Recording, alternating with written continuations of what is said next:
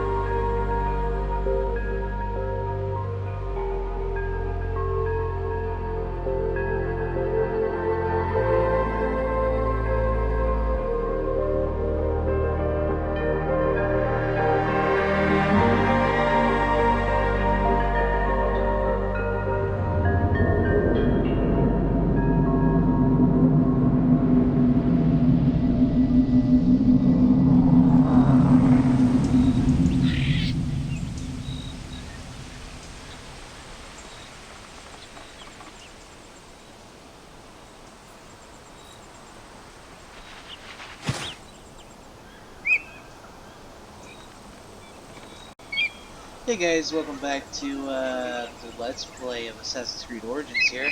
But this time we're doing a little something different. So this is going to be an extra series, a little side series for you guys to enjoy. It's on the main page, on the main menu. You just click the Discovery Tour, and we're just now starting this out. So we're going to check it out here. Remember to get that like and subscribe, though. It helps us continue to produce content, improve quality content over time. Not doing any intro for this. It's just extras, and I just wanted to throw this in on the side.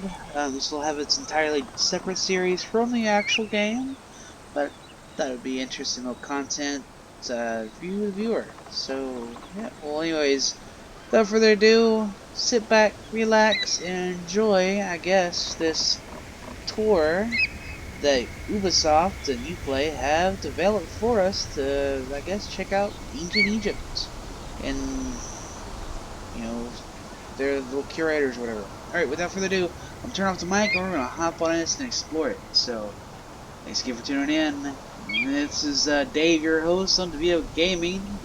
And again, remember to give that like, subscribe. It helps us continue to produce content, cool quality content over time. Now, without further ado, I'm turning off the mic and we're hopping on in. Enjoy, guys.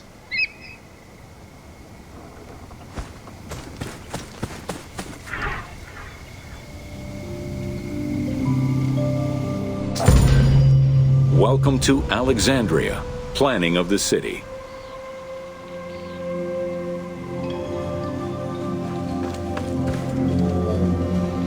Alexander's plan to build his great city began with a verse from Homer's Odyssey. There is, in front of Egypt, in the sea with many swells, an island called Pharos. Guided by these clues, Alexander the Great founded his future city at the western end of the Nile Delta.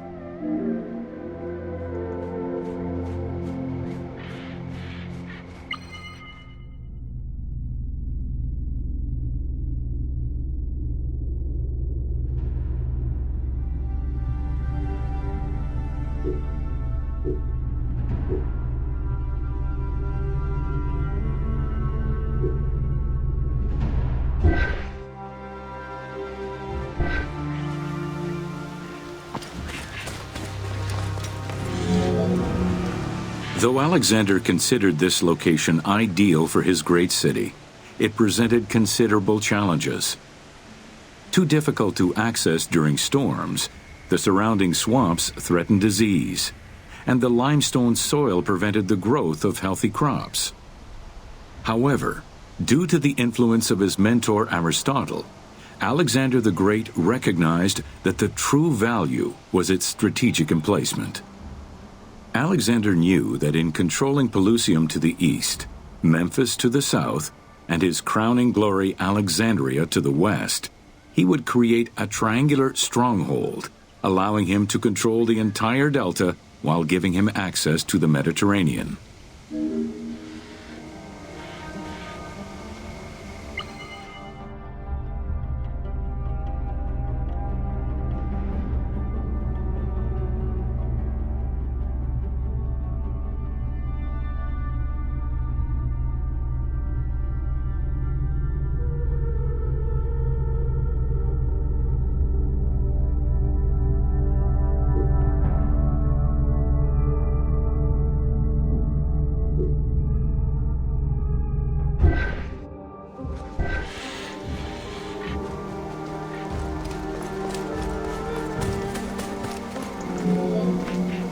The Great Walls of Alexandria had a humble beginning. Lacking chalk to outline the future city's foundations, architects were forced to use flour instead. Clouds of migrating birds swept down and ate the flour, erasing the plans. This prompted Alexander to seek guidance from the oracles, who reassured him that his future city was destined to feed a large population.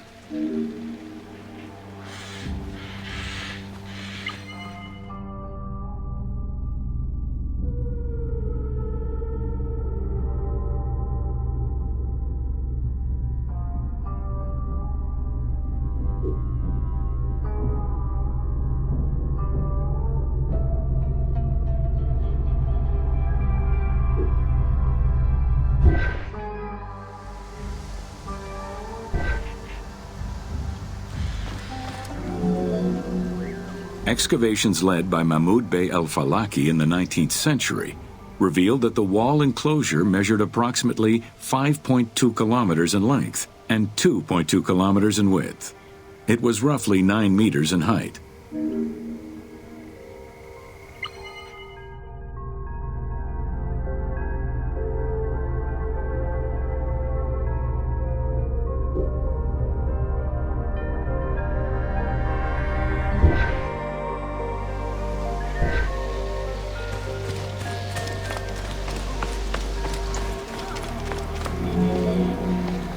These formidable ancient walls would resist a number of attacks, including fending off the king of Syria in 169 BCE. It wasn't until 295 CE that they eventually fell to Roman Emperor Diocletian, and this only after 8 months of relentless assault.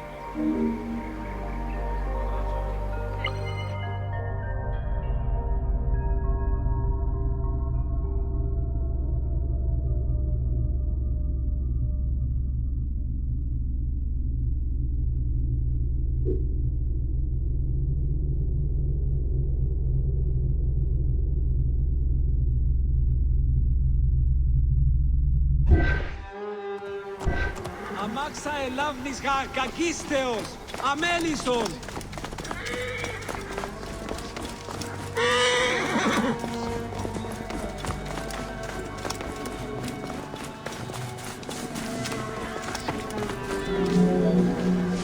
Alexandria's principal architect, Dinocrates, chose a Hippodamian grid plan. The grid maximized functionality, with wide, straight roads and canals running beneath them. Alexander recognized the military value of the city's design. The wide, parallel streets gave him optimal surveillance of the city, while allowing the unobstructed flow of troops.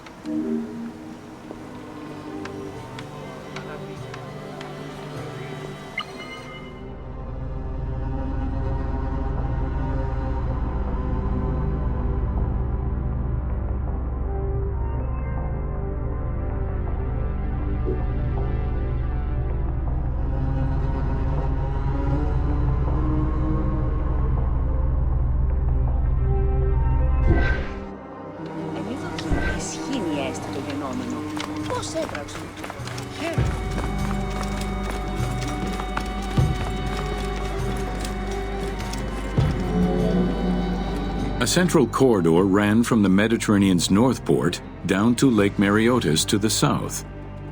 This thoroughfare acted as an unobstructed link for commercial trade and travel between the two ports. Many of the streets were bordered with grand buildings and parks, including Canopic Street, with its impressive gate bordering the eastern end.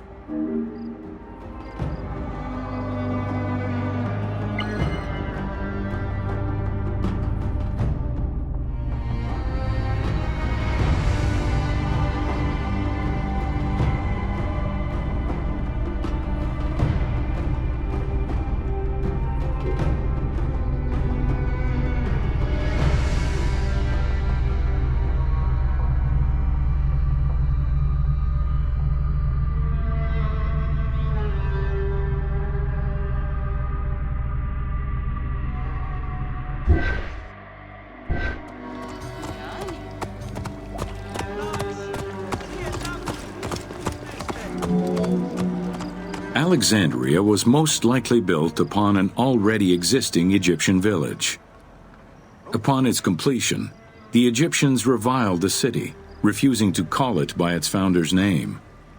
Instead, they called it Raked, the building, as a mark of disdain, which was later Hellenized into Rakotis. Despite this, the name Alexandria would remain.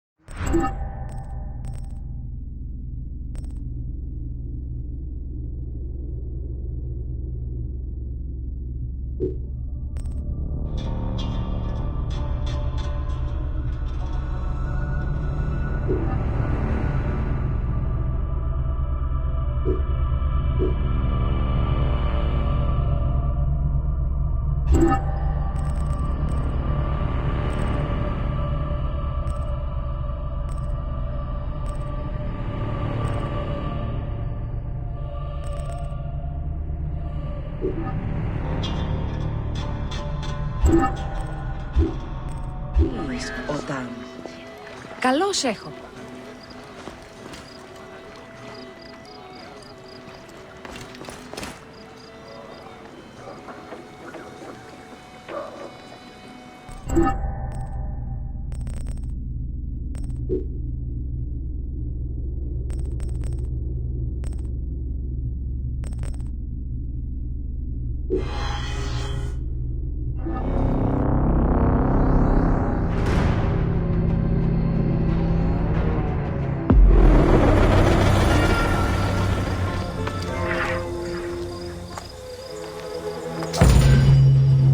Welcome to the Greek Pharaohs.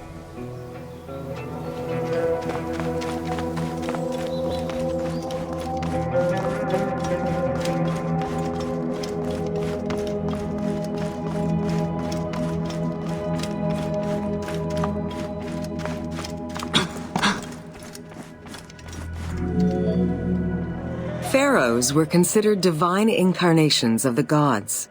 As an avatar of the gods living on Earth, the pharaoh's role was to preserve fundamental values and universal harmony by removing chaos, Izfet, and ensure that justice, Mot, prevailed.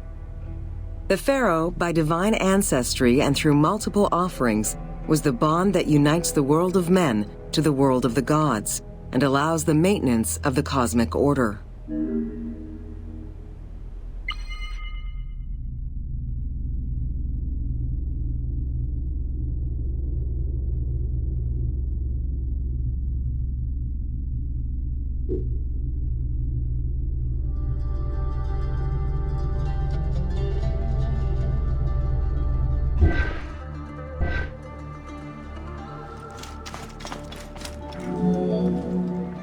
The Ptolemaic dynasty reigned over Egypt from 305 BCE to 30 BCE. The dynasty was called the Ptolemies of the Lagids, in recognition of the founder of the dynasty, Ptolemy Lagos, a Greek general and close friend of Alexander the Great. While Macedonian, Ptolemy Lagos understood that to be accepted by the Egyptian people, he would have to adopt their traditions. Upon assuming the title of pharaoh, he changed his name to Ptolemy I Soter, meaning savior.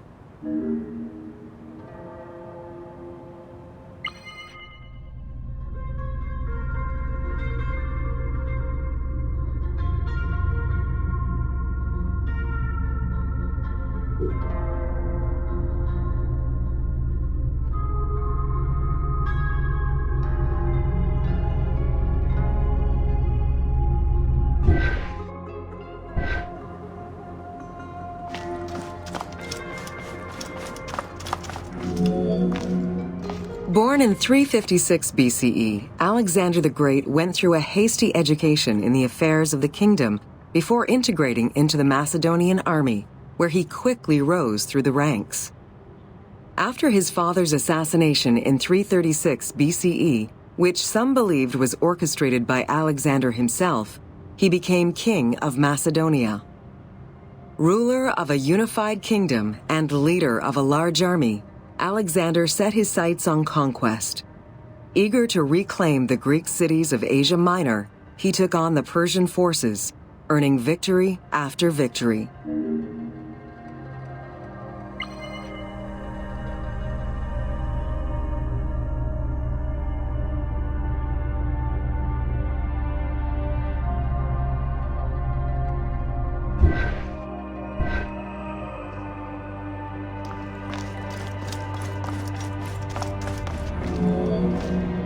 Ever victorious, Alexander the Great marched on, laying siege to city after city until he reached Egypt, where the Persians were defeated yet again. Viewed as a liberator by the Egyptian people, Alexander decided to become pharaoh in due form. He traveled to Thebes to make a sacrifice to Apis, then went to the oasis of Siwa, where he was proclaimed son of Amun. Officially pharaoh of Egypt, Alexander spent much of the winter there and founded the city of Alexandria. Perhaps not coincidentally, being pharaoh allowed Alexander to spread propaganda to prepare further conquests. He resumed his military campaigns in 331 BCE.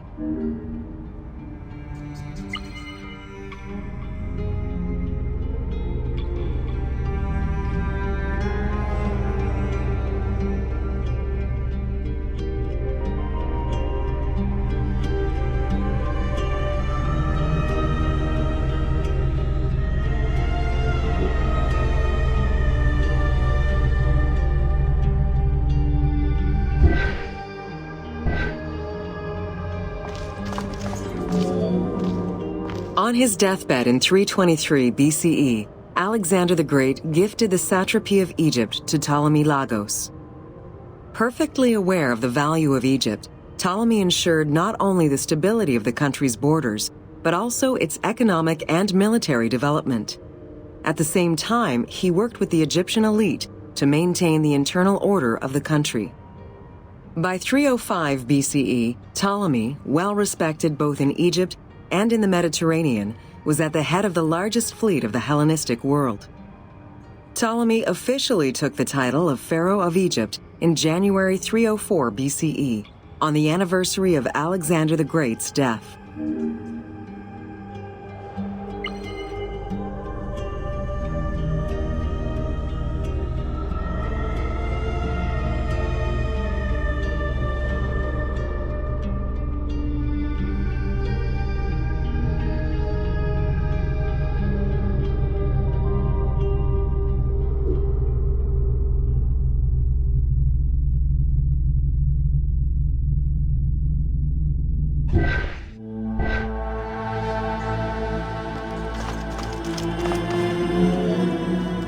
Alexander died in Babylon in 323 BCE. His remains were placed first in a solid gold sarcophagus and then within another. The casket was carried in an ornate custom wagon, gilded and set with precious stones, and pulled by 64 mules crowned with gold. The funeral procession was diverted to a grandiose temple in Alexandria, built in the conqueror's honor under the orders of Ptolemy I.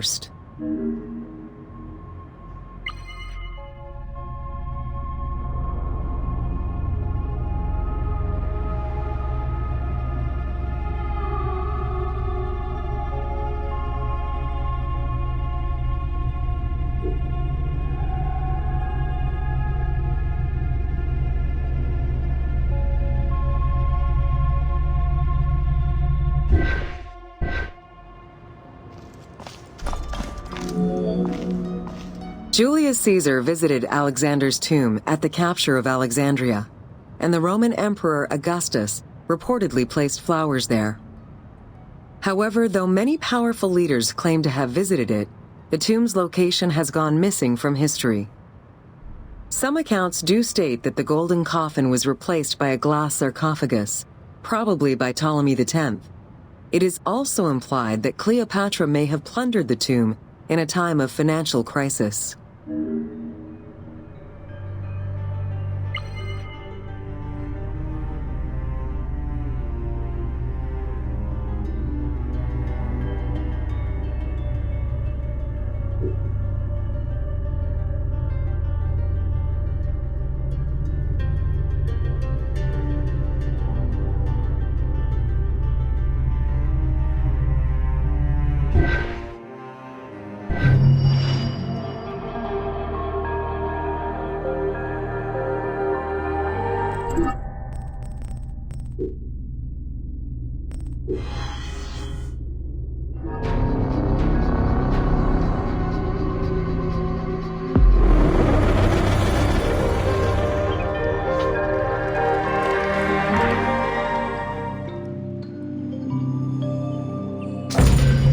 Welcome to Cleopatra, Queen of Egypt.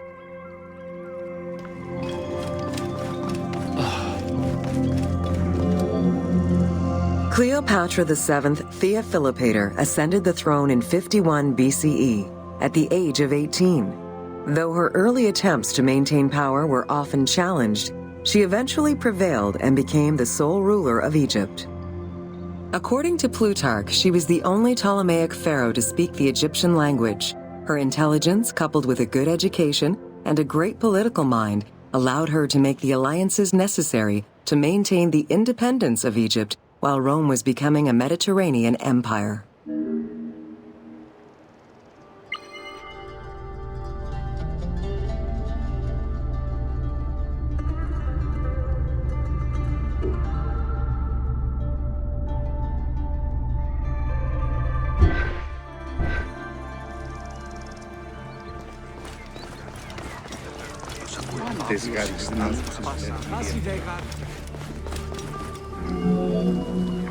It is important to understand that Cleopatra's knowledge of Egyptian language and keen understanding of the culture allowed her to make powerful ideological reference that resonated with ancient Egyptians. By associating herself with the goddess Isis, the divine mother, great of magic, and repository of divine essence, Cleopatra firmly established herself as the protector of the two lands and legitimized her place on the throne.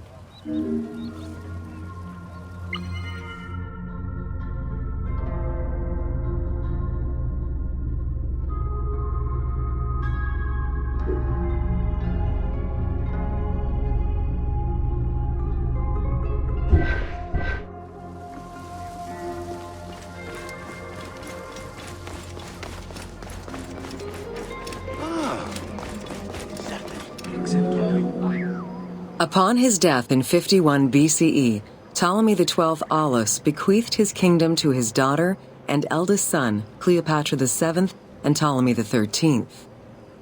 As was custom, the siblings were married. The new pharaoh was 10 years old, his sister wife 17. The early years of their reign were not easy. Between 50 and 48 BCE, droughts and floods aggravated Egypt's problems. General Achillas and the royal advisor Pothinos kept intervening in the young ruler's political decisions and eventually colluded to turn Ptolemy XIII against Cleopatra. By 48 BCE, Cleopatra was in exile.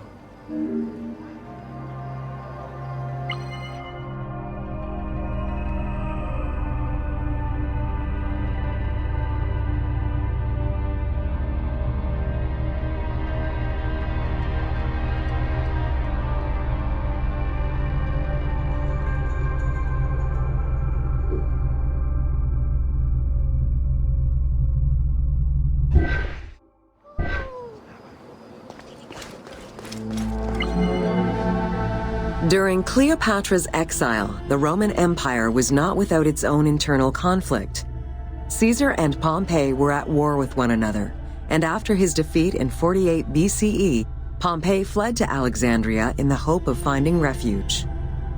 This turned out to be an unwise decision. Listening to his advisors, Ptolemy XIII elected to have Pompey assassinated, his head kept as a gift in the hopes of acquiring Caesar's favor. This gambit backfired. Instead of earning approval, the murder of a Roman greatly angered Caesar.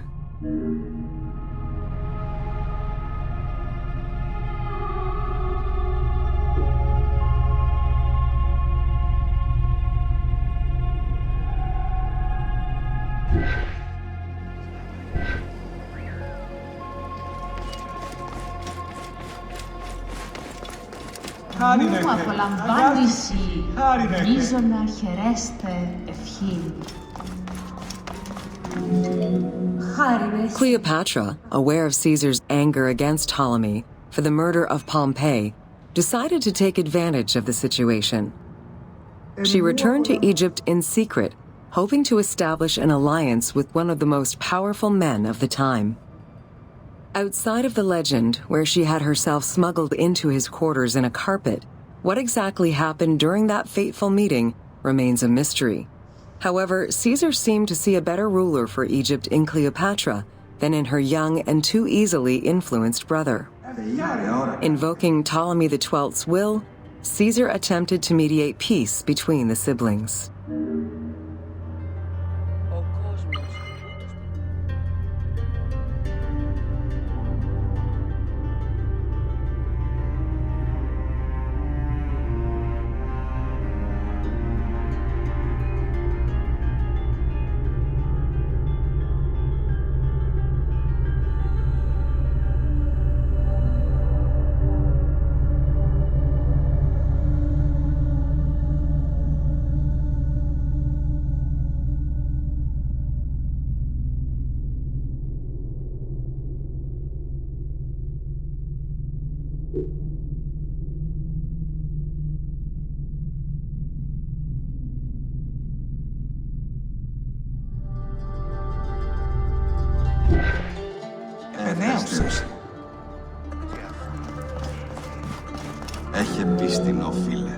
Ptolemy XIII was enraged by the turn of events, and his advisors were none too happy to see Cleopatra return.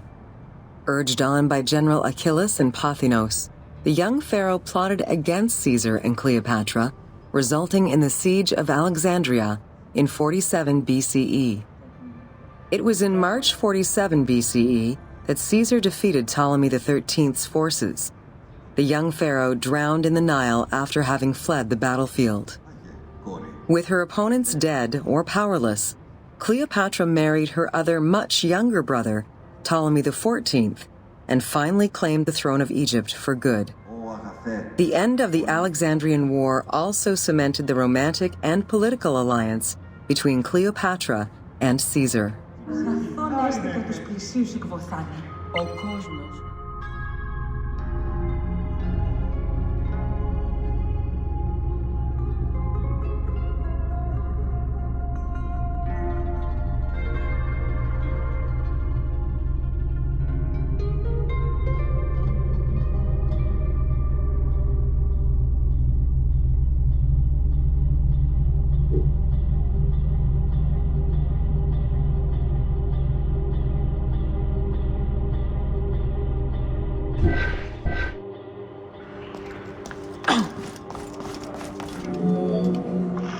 In June of 47 BCE, Cleopatra gave birth to a son, whom she called Caesarion.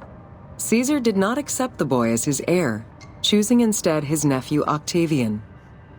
Nonetheless, on his return to Rome, Caesar invited the queen and her brother husband to stay in the city. Her presence still drew much disapproval from the Senate. Always a strategist, Caesar left 4 legions in Egypt, and a man he trusted to direct Egyptian affairs, giving him control of the wheat supplies essential to Rome. Cleopatra and her entourage remained in Rome until March 44 BCE, when Caesar was murdered.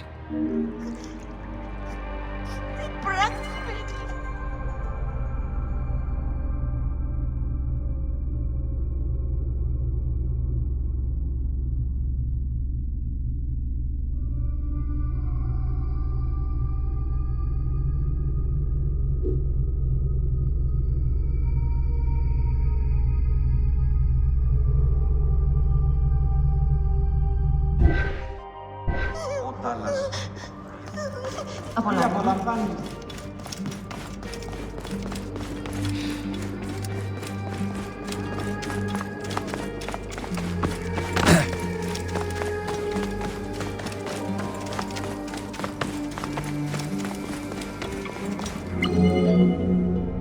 Caesar's most faithful ally, Mark Antony, often visited the Queen of Egypt during his stay in Rome. Unlike most, he recognized the legitimacy of Caesarion, the natural son of Caesar. Antony knew he would need the riches of Egypt in order to fight Octavian and claim the Roman Empire.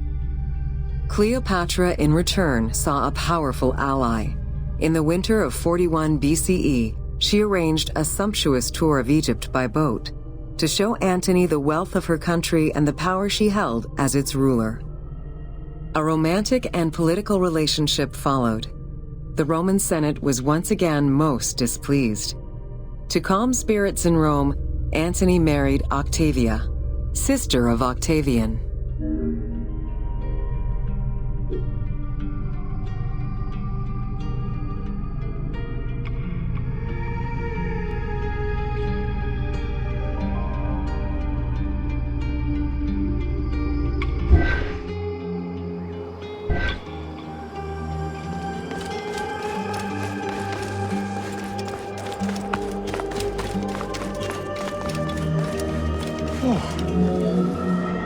Despite his marriage to Octavia, Antony remained Cleopatra's lover, and she gave birth to their children. Cleopatra increased her kingdom's territory and started a political propaganda alongside her lover in Egypt and beyond. She hoped to create a Ptolemaic federal empire with Alexandria at its center. Antony eventually repudiated his Roman wife for the Egyptian queen, much to the dismay of the Roman elite. However, while Mark Antony focused on Egypt, Octavian carefully gained military and political ascendancy over him in Rome.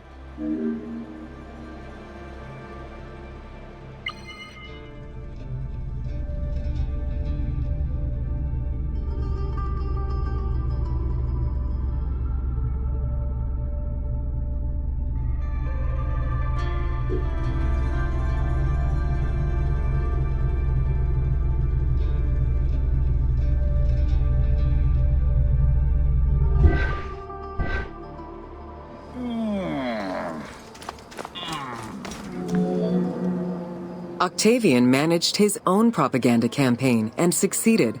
The Roman people hated Mark Antony and Cleopatra.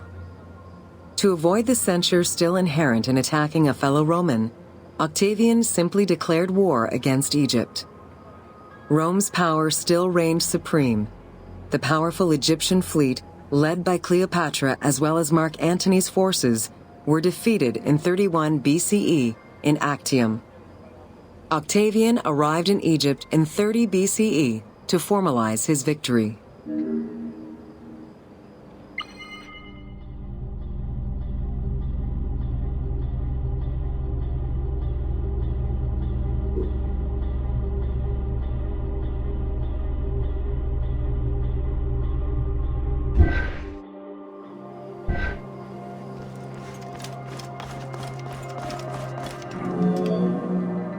The following events remain difficult to confirm due to the many versions and legends around them. It is believed that after hearing a rumor about Cleopatra's suicide, Mark Antony committed suicide himself. He was brought to the queen as he slowly passed away. Knowing that Octavian would have her chained and paraded through Rome in defeat, Cleopatra planned her own suicide. She most likely killed herself with arsenic, though admittedly, the version where she uses an asp to deliver a fatal bite may be considered more dramatic. What happened to the body of Cleopatra is still a mystery.